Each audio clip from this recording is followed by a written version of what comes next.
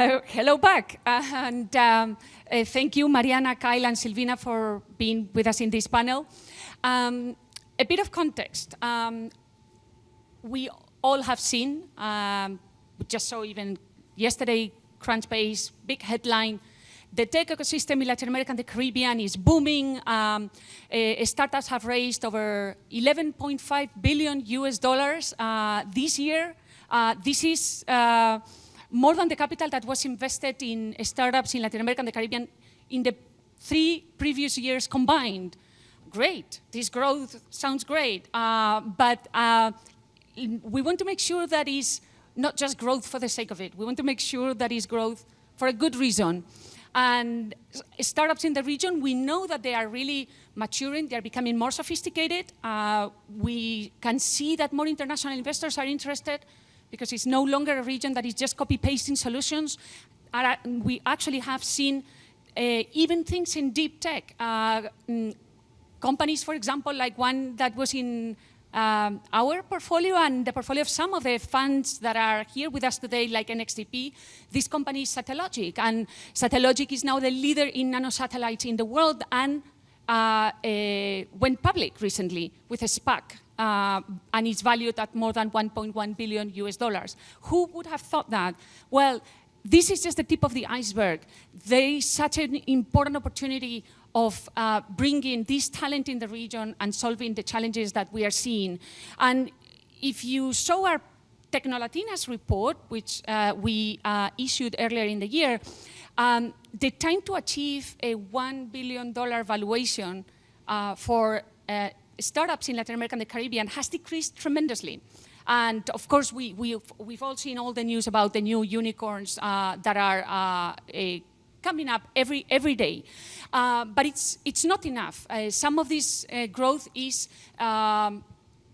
very concentrated in SaaS, fintechs, marketplaces, or concentrated in geographies. So we're here today partly to connect with amazing partners and make all of this growth be growth with a purpose, growth that is much more inclusive. So I want to start with you, Mariana, because of course, as VP of Sales, Marketing and Operations in Microsoft, you have consolidated a lot of programs that are actually helping startups. And I want to get your perspective on these trends, and also what do you see overall in terms of the digital maturity of the region, and how do you see the prospects of that for development?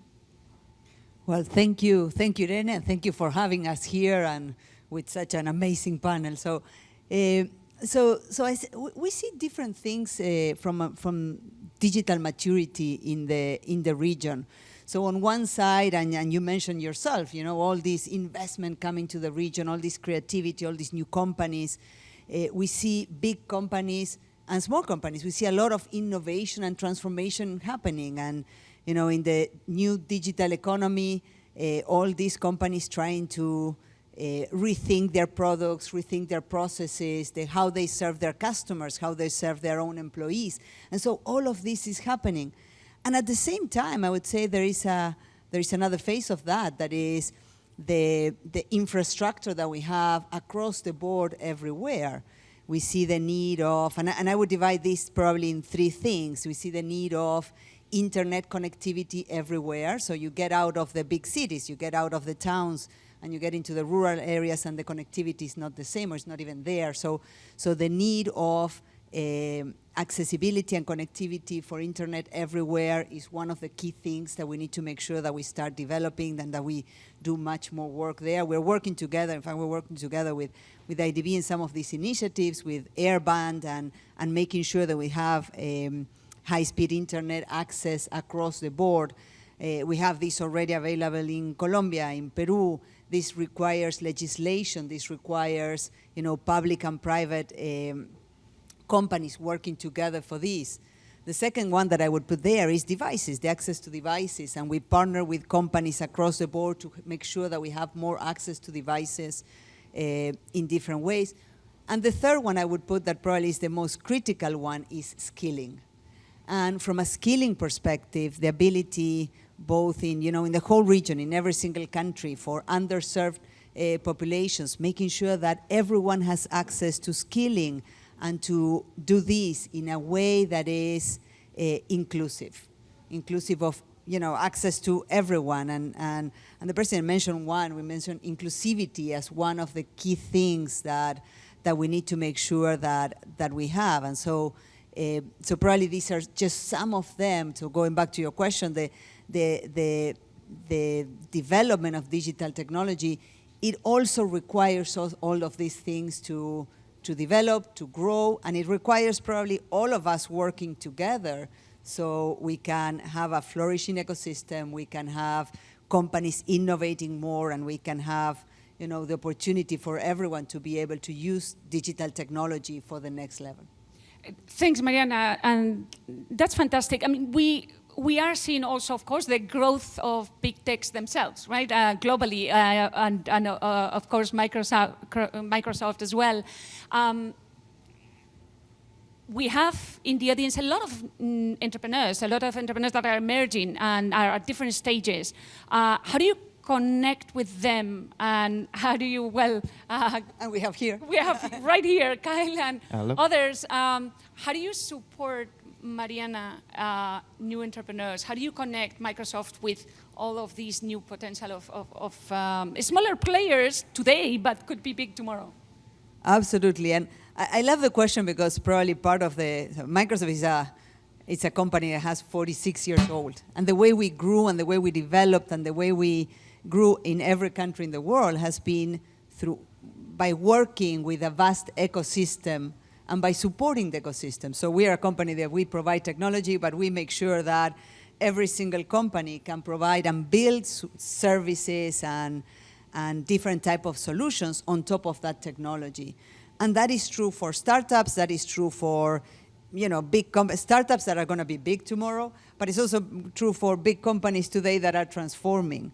And so the ability to make sure that we have technology, that we have programs, that we have access to the same ecosystem, that we have ability to go to market together, to provide the services, all of those things together is what we do with the ecosystem in general.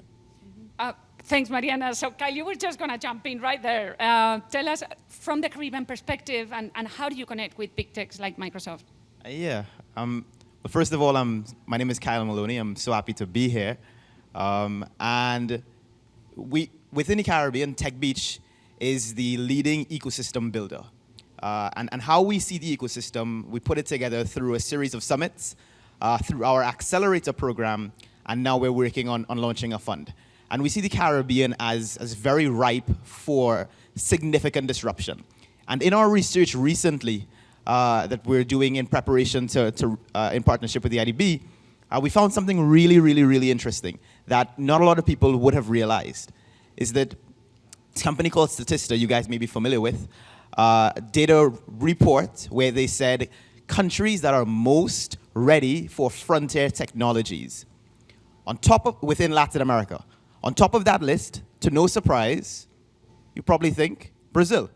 And Brazil is the most ready for frontier technologies. Frontier technologies meaning 5G, photovoltaics, and that sort of thing. Second on that list, I'm guaranteeing you, everyone will never guess, it's Barbados. Barbados is second on their readiness for frontier technologies. Not too far down on that list is Trinidad and Tobago. Above countries like Mexico and Colombia and Chile and Argentina and these countries in Latin America, compared to the Caribbean that have larger economies and are positioned globally in the minds of people that are more ready. But the reality is, within the English-speaking Caribbean, we are super, super ready. But unfortunately, we have not been able to tap into the partnerships like the Microsofts, like more global capital, to really unlock the real potential of the Caribbean. And so through TechBeach, this is what we're trying to do over the last 5 years, and I'm super excited to be here and continue in the partnership with IDB. Yeah. Thanks, Kyle. And one of the things, we've touched on some of the barriers that we're trying to remove here, right, together. And Mariana mentioned also skills, no, the accessibility of skills. So, Silvina, this is very much close to your heart. How do you see the region in this sense, and what can we do more of to ensure that there is quality job opportunities, but also the right skills that are ready to take those? Thank you, Irene, and hello, everyone. Mariana, Kyle, pleasure to be here with you. I like to see, as we entrepreneurs see things, crises as opportunities. And I tend to see the pandemic and the silver lining of the pandemic as perhaps the biggest opportunities of our time, because it gives us the opportunity to remove the barriers that separate the talent from the job opportunities at global scale. But we need to address also that the market that we are living in the fourth industrial revolution requires different skills that are digital, that didn't exist in the curricula of many of the educational institutions before. So I do believe that in this context, and many of the efforts that we are doing, we recently launched in collaboration with the government of Colombia and with Impulsa and the SENA programs to educate women on skills for employability, can help them change the dynamic, because now we have a region full of talent that, thanks to this opportunity, and also as something that we have done with the IDB in Guatemala, training women on what they need to succeed in the digital economy, can bring through the pandemic a flattened marketplace, an opportunity to build cheaper companies, because now with on-demand economy, with the cloud technology, with companies becoming more and more global, we have a massive chance to build from the region and exporting the innovation that, as we Latin Americans always think we have through creativity. And as Eric Smith said, scarcity breeds clarity. It is clear that we have now to take over and dominate innovation from our region to the world, including Latin America and the Caribbean, of course. Good job.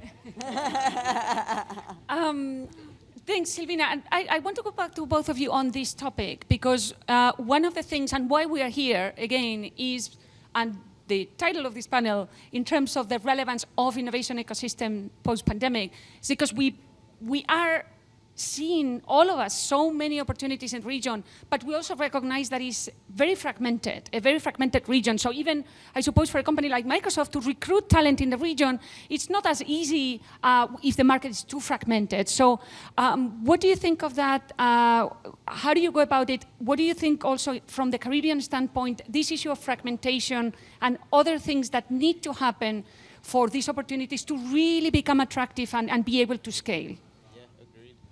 For me? Both of you. Okay, yeah. So if it's one thing about our approach to this, is that we recognize this a long time.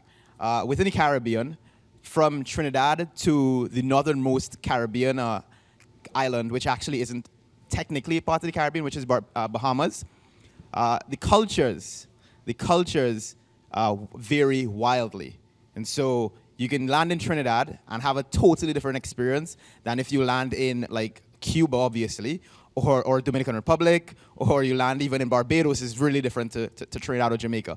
And so understanding and seeing these nuances, that when larger companies are looking into the region, they just see one Caribbean. And so many times when we're dealing with a large company speaking to Trinidad, we get someone from a Latin American Spanish-speaking office and they speak to me in Spanish automatically, you know, without considering the nuances that take place, that there are Dutch-speaking countries in the Caribbean, French-speaking, and so they just lump us all together. And so with TechBeach, we really focus on bringing the English-speaking Caribbean and then working with the IDB on that Latin American connection. So I've been really working as well on my Spanish.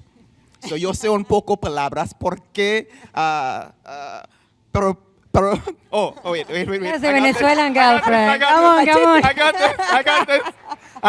got this. So I run an accelerator in the Caribbean, and in the last few months, I had a different kind of accelerator to learning Spanish, if you know what I mean. Pero para aprender español tenía una accelerator diferente. Tengo novia venezolana. Okay? Aprendí más español en 5 meses que en 5 años en mi escuela. And that there is my commitment to continuing to bridge the Latin American and Caribbean connection. I am devoted my life, and now I'm probably going to have a wife. So yeah. Oh, maybe she's listening to that. Okay, so just in case.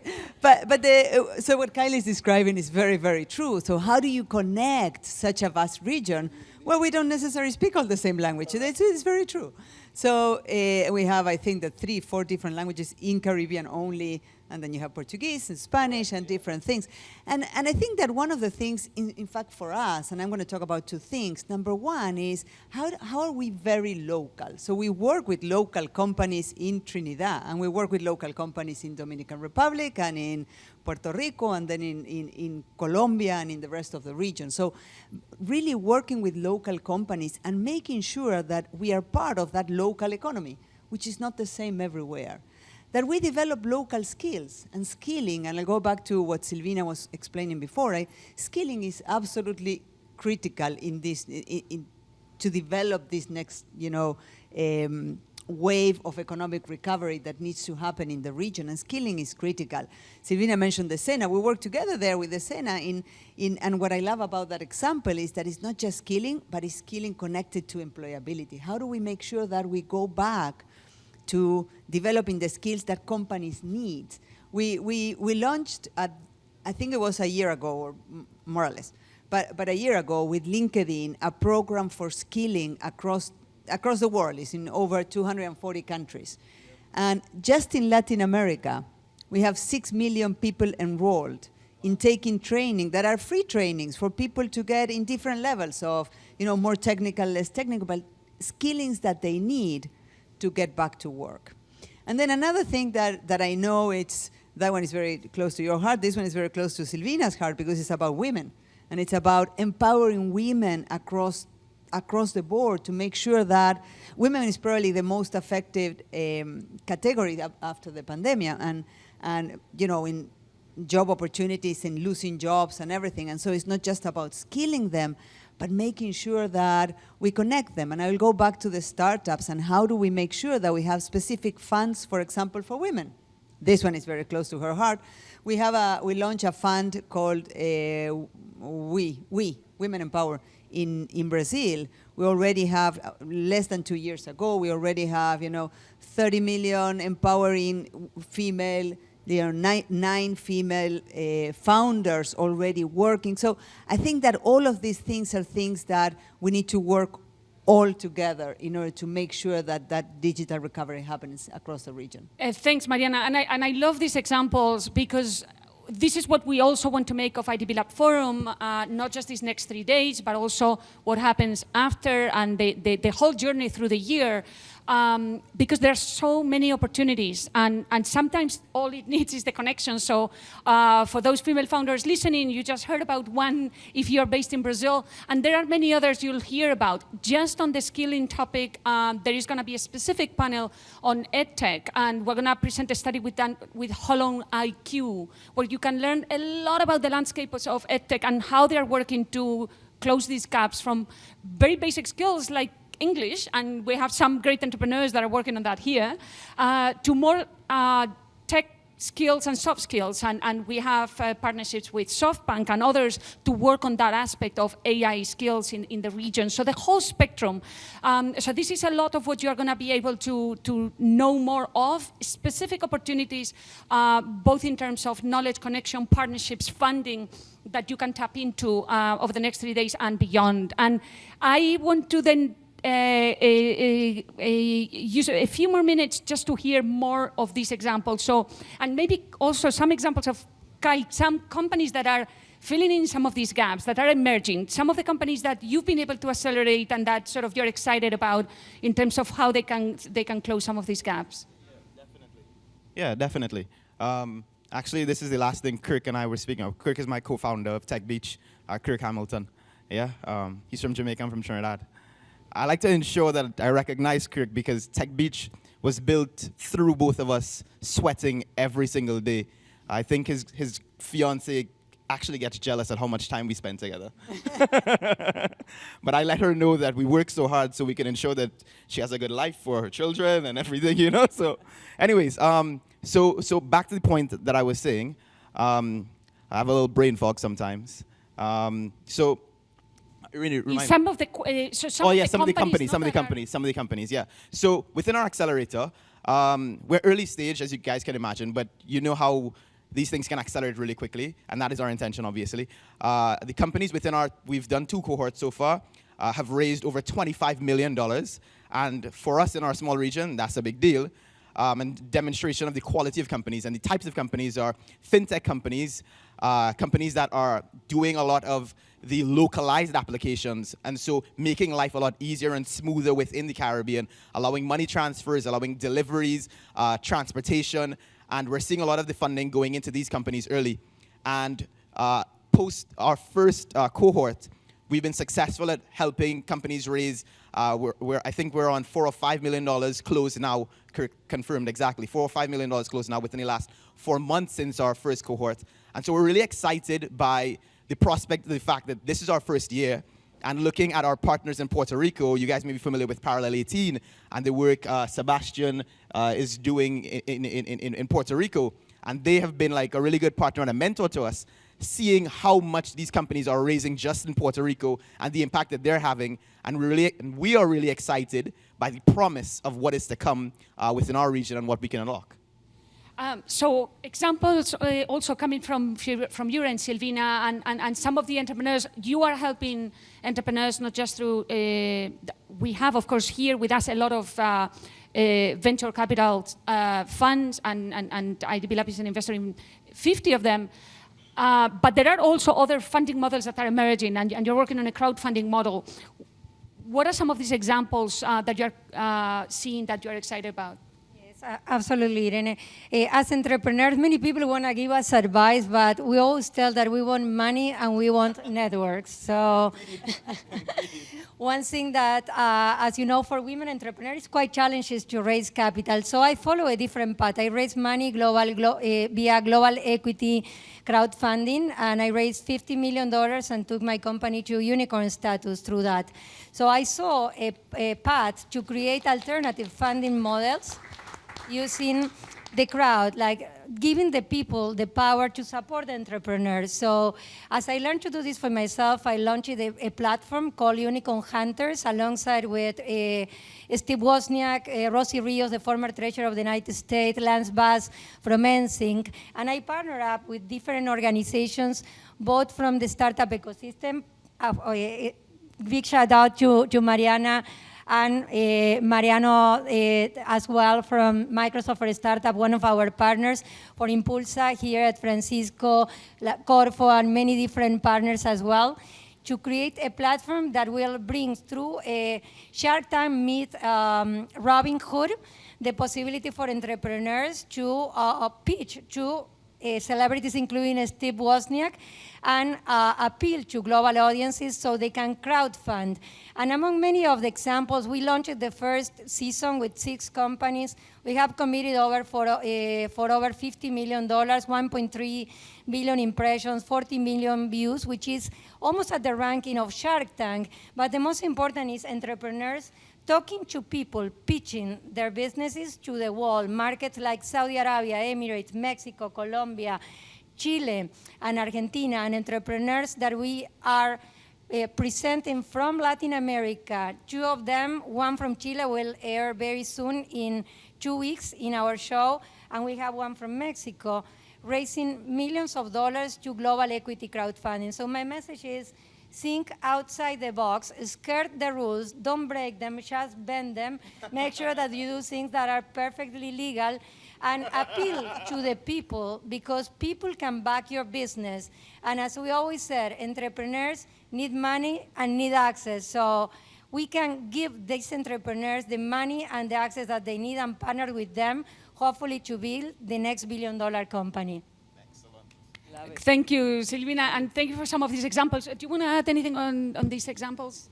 No, well, if you ask me the examples of the names, we have Mariano here, we have Wilson, and they're going to be upset at me because I don't remember them all. But basically what I would say is, I love the way she said, look, Silvina said, like, look, we need the networks and we need the money.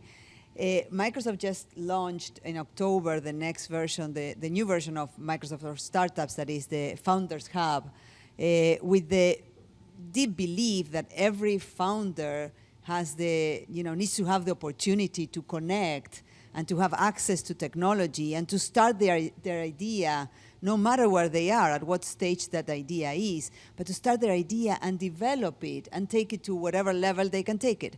And I think that that's what probably that all this together can do, and probably the inspiration coming from Kyle, all the knowledge and experience that Silvina has, all the programs that we have, all of this working together is that what can help all these startups. We work with a program that we call it Be the Ocean in Latin America, but it's about creating that, it's about connecting that network. It's about going beyond the initial steps to really tap into a full network and a full ecosystem that can enable and help you get to market faster. It's about developing those from the idea to the go-to-market and how do you really present it and go out there. And it's about even connecting back to the big enterprises and their venture arms, because they need those innovations. They need the innovation today in order to rethink their products and rethink their go-to-market and rethink their own, the way they reach their customers. And of course, it is about working together for skilling and building those skills that we need in the market. So, great, and I think a lot of these connects also to the question on funding, and we are actually in parallel to the IDP Lab Forum have here the a meetup of the VCs, Associations of Latin America and the Caribbean. So a lot of the virtual audience and also here in person can actually start pitching right here, right now, connecting with a lot of these amazing investors that are coming together, and seeing also how we can use this connection with Miami a bit as a sort of meeting point to help the growth of a lot of these companies in the region that within their own markets alone would take a lot longer for them to grow and to grow at that scale. So thanks, Mariana, for bringing that global perspective that is so important. I think just to share maybe with the audience a recommendation, maybe a call to action, something you would like to leave them with. Maybe we'll go in this order. Silvina, if you want to start. Think differently, skirt the rules. Join me in unlocking the potential of the English-speaking Caribbean and connecting Latin America with the Caribbean. I'm excited. I'm committed. As I told you guys, I'm like fully committed. Anyways, I'm excited to talk to anyone who is excited to join me later today. As I said, my name is Kyle Maloney, and I'm happy to be here. Thank you for having me. Thank you, Kyle. And I would say, look, so let's all together pursue the biggest dream of what we can build for Latin America. And I say all together because we need those established companies that are developing. We need the new ideas to come in. We need the connecting it all together and make sure that everyone has that access. And we need to do this. So my first one is, don't stop the dreams. The dream all together, because that innovation is what we need in our region. That level of innovation is what we need to take the region to the next level. And also, within that, tap to the many resources that we have across the board, across the different type of companies, across the different type of talent that we have in this room today, that we have connected. into the type of resources that we have for, organizations like IDB. It's incredible the amount of things and the movement that we have today in the region, and let's make sure that all together we can make it happen. So. Thank you, Silvina, Kyle, Mariana. Thank you, all of you, for connecting and stay with us. Back to you, Christian.